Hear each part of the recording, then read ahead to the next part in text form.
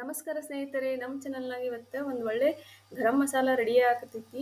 ಬಹಳಷ್ಟು ಜನ ಕೇಳ್ತಾರೆ, ಮೇಡಮ್ ನೀವು ಮಾಡೋ ಅಡುಗೆ ಭಾಳ ಟೇಸ್ಟ್ ಆಗಿರ್ತೈತಿ ಅಂಥೇಳಿ. ಯೂಶ್ವಲಿ ನಾವು ಫ್ರೆಂಡ್ಸ್, ಕಲೀಗ್ಸ್, ರಿಲೇಟಿವ್ಸ್ ಎಲ್ಲ ಹೇಳ್ತಿರ್ತಾರೆ. ಅಷ್ಟು ನಾವು ಮಾಡಿದ್ರೆ ಅಷ್ಟು ಟೇಸ್ಟ್ ಆಗಿರಂಗಿಲ್ಲ ಇದಕ್ಕಂಥೇಳಿ. ನಾವೇನು ಅಡುಗೆ ಮಾಡುವಾಗ ಮಸಾಲ ಯೂಸ್ ಮಾಡ್ತೀವಲ್ಲ, ಆ ಗರಂ ಮಸಾಲನೂ ಭಾಳ ಇಂಪಾರ್ಟೆಂಟ್ ಇರ್ತೈತಿ. ಆ ಗರಂ ಮಸಾಲ ನೀವು ಮನೆಯೊಳಗೆ ಮಾಡಿಟ್ಕೊಂಡ್ರೆ ಭಾಳ ಟೇಸ್ಟ್. ಈ ಟೈಪ್ ಗರಂ ಮಸಾಲ ನೀವು ಮಾಡಿಟ್ಕೊಂಡು ಅಡುಗೆ ಮಾಡಿದ್ರಿ ಅಂದ್ರೆ ಮನೆಯೊಳಗೆ ಎಲ್ಲರೂ ಕೇಳ್ತಾರೆ, ಯಾವ ಮಸಾಲ ಯೂಸ್ ಮಾಡಿ ಮತ್ತು ಎಷ್ಟು ಮಸ್ತ್ ಅಡುಗೆ ಮಾಡಿಯಲ್ಲ ಅಂಥೇಳಿ. ಅದಕ್ಕಂಥೇಳಿ ಬರ್ರಿ ಹೆಂಗೆ ಮಾಡೋದಂತೆ ಗರಂ ಮಸಾಲ ನೋಡ್ಕೊಳ್ಳೋಣಂತೆ. ಇಲ್ಲಿ ನೋಡ್ರಿ, ಗರಂ ಮಸಾಲ ರೆಡಿ ಆಯ್ತು. ಈಗ ನನಗೆ 2 ತಿಂಗಳ ತನಕ ಚಿಂತಿಲ್ಲ ಮಾಡೋದು. 2 ತಿಂಗಳ ತನಕ ಇದನ್ನು ಗರಂ ಮಸಾಲ ಬರ್ತೈತೆ ನೋಡ್ರಿ. ಇಲ್ಲಿ ನಾನು ಗರಂ ಮಸಾಲ ಮಾಡೋಕ್ಕೀಗ ಒಂದು ಕಬ್ಬಿಣದ ಬಾಳ್ಗಿ ತೊಗೊಂಡಿನಿ. ಕಬ್ಬಿಣದ್ರೊಳಗೆ ಮಾಡಿದ್ರೆ ಭಾಳ ಚಲೋ. ಎದಕ್ಕಂದ್ರೆ ಅದರೊಳಗೆ ಐರನ್ ಇರ್ತದಲ್ಲ, ಸೊ ಅದು ಐರನ್ ಅಂಶನೂ ನಾವು ಮಾಡುವಂಥ ಮಸಾಲೆ ಒಳಗೆ ಬರ್ತೈತಿ. ಹೀಗಾಗಿ ಮಸಾಲೆನೂ ಭಾಳ ಟೇಸ್ಟ್ ಅನ್ನಿಸ್ತೈತಿ ಮತ್ತು ಹೆಲ್ತಿಗೂ ಚಲೋ. ಇಲ್ಲಿ ನಾನು ಸ್ವಲ್ಪ ಮೊದಲು ಕಾಳು ಮೆಣಸನ್ನು ತೊಗೊಳಕತ್ತೀನಿ. ಇಲ್ಲಿ ಒಂದು 20 ಗ್ರಾಮ್ನಷ್ಟು ಕಾಳು ಮೆಣಸಿದಾವೆ ಇವು. ಒಂದು 10 ಗ್ರಾಮ್ನಷ್ಟು ಲವಂಗ, ಒಂದು 10 ಗ್ರಾಮ್ನಷ್ಟು ಮೊಗ್ಗು, ಮಸಾಲ ಮೊಗ್ಗು,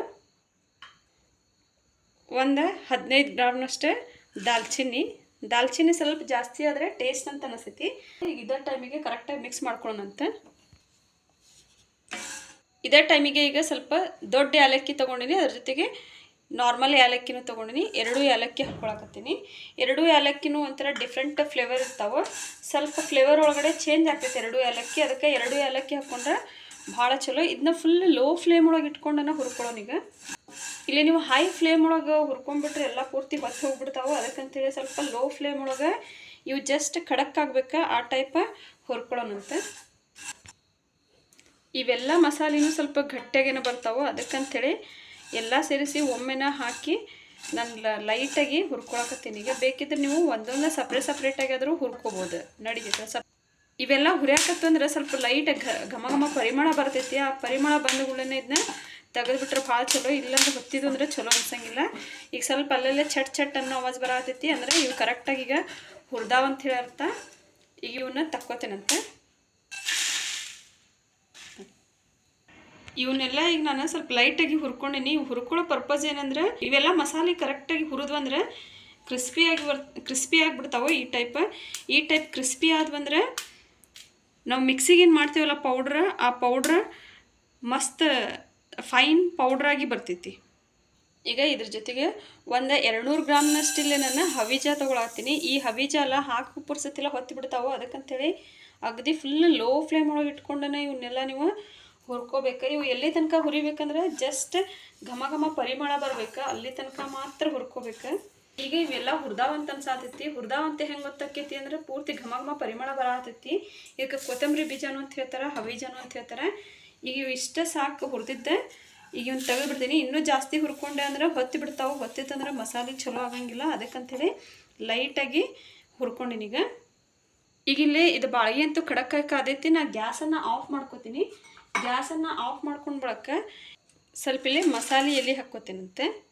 ಈ ಮಸಾಲೆ ಎಲೆಗೆ ಜಾಸ್ತಿ ಏನು ಹುರ್ಕೊಳ್ಳೋದು ನೆಸರಿ ಬಿಡಂಗಿಲ್ಲ. ಅದಕ್ಕಂಥೇಳಿ ಗ್ಯಾಸ್ ಆಫ್ ಮಾಡೀನಿ. ಆಲ್ರೆಡಿ ಖಡಕ್ಕಾಗಿ ಈಗ ಬಾಳ್ಗೆ ಕಾದೈತಿ. ಇದು ಬಾಳ್ಗೆ ಏನು ಕಾದಿರ್ತೈತಲ್ಲ ಅದ ಬಿಸಿಗೆನ ಇವು ಕರೆಕ್ಟಾಗಿ ಬಿಸಿ ಆಗ್ತಾವೆ. ಅದಕ್ಕಂಥೇಳಿ ಈಗ ನಾನು ಗ್ಯಾಸ್ ಹಚ್ಚಾಕತ್ತಿಲ್ಲ. ಅದ್ರ ಜೊತೆಗೆ ಸ್ವಲ್ಪ ಶಾಜೀರಿಗೆ ತೊಗೊಳಕತ್ತೀನಿ. ಇವು ಒಂದು 10 ಗ್ರಾಮ್ನಷ್ಟು ಸಾಜೀರಿಗೆ ಇದಾವೆ. ಇವನ್ನೂ ಕರೆಕ್ಟಾಗಿ ಈಗೇನು ಇದು ಕಬ್ಬಿಣದ ಬಾಳ್ಗೆ ಐತಲ್ಲ, ಕಬ್ಬಿಣದ ಬಾಳ್ಗೆ ಆಲ್ರೆಡಿ ಕಾದ್ಬಿಟ್ಟೈತಿ. ಈಗ ಅಷ್ಟೇ ಬಿಸಿ ಒಳಗನೆ ಇವ್ನು ಹುರ್ಕೋತೀನಿ. ಈಗ ಬಾಳ್ಗೆ ಇಷ್ಟು ಗರಮ್ ಐತಿ ಅಂದರೆ ಇವು ಶಾಜೀರಿಗೆ ಎಲ್ಲ ಸ್ವಲ್ಪ ಚಟ ಅಂಥೇಳಿ ಸೌಂಡ್ ಬರತೈತಿ. ಸೌಂಡ್ ಕೇಳ್ಬೋದು ನೀವು. ಇಷ್ಟು ಚಟ ಅಂದ್ರೆ ಸಾಕು, ಇವು ಕರೆಕ್ಟಾಗಿ ಹುರ್ಕೊಂಡವಂಥೇಳಿ. ಇಲ್ಲಿ ಈ ಮಸಾಲ ಎಲೆನೂ ಹುರ್ಕೊಂಡೈತಿ ಮತ್ತು ಶಾಜೀರಿಗೂ ಹುರ್ಕೊಂಡೈತಿ. ಈಗ ಇವನ್ನೂ ತೊಗೊಂಡೆ ಇದ್ರ ಮಸಾಲೆ ಎಲ್ಲ ಪೂರ್ತಿ ಏನು ರೆಡಿ ಮಾಡಿಟ್ಟೇನಲ್ಲ ಈ ಮಸಾಲಾಗೆ ಈಗ ಹಾಕ್ಕೋತೀನಂತೆ. ಈಗ ಈ ಮಸಾಲೆ ಎಲ್ಲ ಹುರಿದಿಟ್ಕೊಂಡಿನಿ. ಈ ಮಸಾಲೆ ಸ್ವಲ್ಪ ಫುಲ್ ಕಂಪ್ಲೀಟಾಗಿ ತಣ್ಣಗೆ ಹಾಕ್ಬಿಡ್ತೀನಂತೀಗ. ಈಗಿಲ್ಲೇ ನಾ ಎಲ್ಲ ಪೂರ್ತಿ ಮಸಾಲೆ ಏನು ಹುರಿದಿಟ್ಕೊಂಡಿನಲ್ಲ ಈ ಹುರಿದಿದ್ದ ಮಸಾಲೆ ಈಗ ಫುಲ್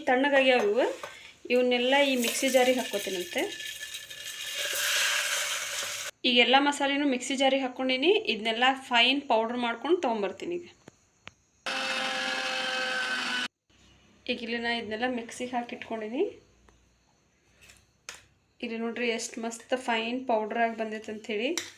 ಈ ಗರಂ ಮಸಾಲೆ ಎಲ್ಲ ನಮ್ಮ ಮನೆಗೆ ಒಂದು 2ರಿಂದ 2.5 ತಿಂಗಳ ತನಕನೂ ಸಾಕಾಗ್ತೈತೆ ನೋಡ್ರಿ. ನಾವು ಈ ಮಸಾಲೆ ಎಲ್ಲ ನೀವು ಹೊರಗಡೆ ಪಾಕೆಟ್ ಮಸಾಲೆ ಏನು ತೊಗೊಂಬರ್ತೀರಲ್ಲ ಅದು 1 ಟೀ ಸ್ಪೂನ್ ಹಾಕಿದರೆ ಇದು ಒಂದು 1/2 ಟೀ ಸ್ಪೂನಷ್ಟು ಹಾಕಿದ್ರೂ ಸಾಕು. ಅಷ್ಟು ಅದಕ್ಕೆ ಈಕ್ವಲ್ ಇರ್ತೈತಿ, ಅಷ್ಟು ಖಡಕ್ಕಾಗಿ ಇರ್ತೈತಿ. ಇದು ಎದಕ್ಕಂದ್ರೆ ಮನೆಯೊಳಗನ ಫ್ರೆಶ್ ಆಗಿ ಮಾಡಿರ್ತೀವಲ್ಲ, ಇದನ್ನು ಸ್ಟೋರ್ ಮಾಡಿ ಇಡಬೇಕಾದ್ರೆ ನೀವು ಗಟ್ಟಿಯಾದಂಥ ಒಂದು ಗ್ಲಾಸ್ ಜಾರ್ ಒಳಗೆ ಹಾಕಿಟ್ರಂತೂ ಭಾಳ ಚಲೋ. ಈಗ ಇದನ್ನು ಮಸಾಲೆ ಏನು ರೆಡಿ ಮಾಡಿಟ್ಟೈತಲ್ಲ ಒಂದು ಬಾಟಲ್ ಒಳಗಡೆ ತೆಗೆದಿಡ್ತೀನಿ ನಾನು. ಗ್ಲಾಸ್ ಇದ್ರೊಳಗಡೆ ಹಾಕಿಟ್ರೆ ಭಾಳ ಚಲೋ, ಪ್ಲಾಸ್ಟಿಕ್ ಒಳಗಡೆ ಇಡೋಕ್ಕಿಂತನೂ. ಈಗ ನಾನಿದು ಗ್ಲಾಸ್ ಜಾರ ತೊಗೊಂಡಿದ್ದೆ.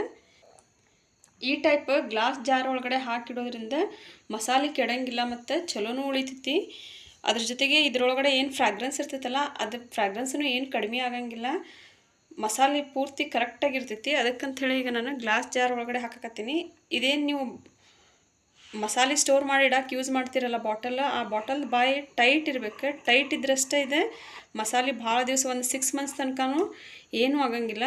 ಇನ್ ಕೇಸ್ ನೀವು ಹಂಗೆ ಓಪನ್ ಇಟ್ಬಿಟ್ರಿ ಅಂದರೆ ಏರಿಗೆಲ್ಲ ಮಸಾಲೆ ಎಲ್ಲ ಪೂರ್ತಿ ಡ್ರೈ ಆಗಿಬಿಡ್ತೈತಿ ಮತ್ತು ಅದರದ್ದು ಒಳಗಡೆ ಏನು ಅಂಶ ಇರ್ತೈತಲ್ಲ ಅದ್ರದ್ದು ಮಸಾಲೆ ಅಂಶನೂ ಕಡಿಮೆ ಆಗ್ಬಿಡ್ತೈತಿ. ಅದಕ್ಕಂಥೇಳಿ ಈ ಟೈಪ್ ಟೈಟ್ ಬಾಯಿ ಇರುವಂಥ ಒಂದು ಬಾಟಲ್ನಲ್ಲೇ ಹಾಕಿಟ್ರೆ ಭಾಳ ಚಲೋ ನೋಡ್ರಿ. ಇಲ್ಲಿ ನೋಡ್ರಿ ಗರಂ ಮಸಾಲ ರೆಡಿ ಆಯ್ತು. ಈಗ ನನಗೆ 2 ತಿಂಗಳ ತನಕ ಚಿಂತಿಲ್ಲ ಮಾಡೋದು. 2 ತಿಂಗಳ ತನಕ ಇದನ್ನು ಗರಂ ಮಸಾಲ ಬರ್ತೈತೆ ನೋಡ್ರಿ.